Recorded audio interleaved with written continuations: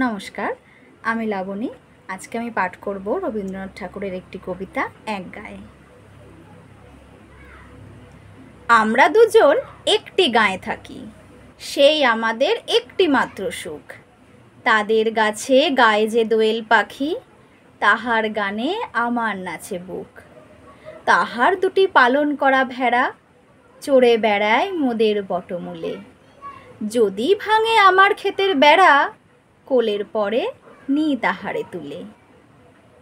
আমাদের এই গ্রামের নামটি খঞ্জনা, আমাদের এই নদীর নামটি অঞ্জনা।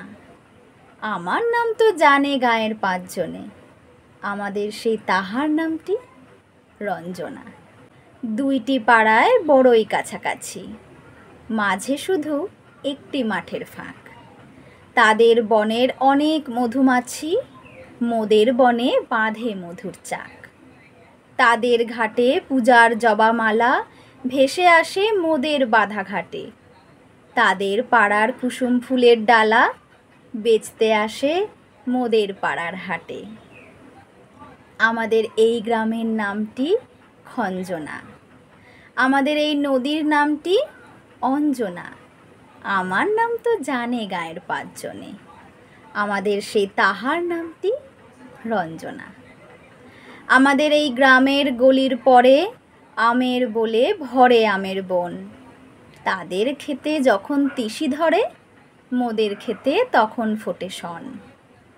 তাদের ছাদে যখন ওঠে তারা, আমার ছাদে দক্ষিণ হাওয়া ছোটে। তাদের বনে ঝরে শ্রাবণ ধারা, আমার বনে কদম ফুটে ওঠে। আমাদের এই গ্রামের নামটি খঞ্জনা, আমাদের এই নদীর নামটি অঞ্জনা। আমার নাম তো জানে গায়ের পাঁচজনে, আমাদের সেই তাহার নামটি রঞ্জনা। নমস্কার।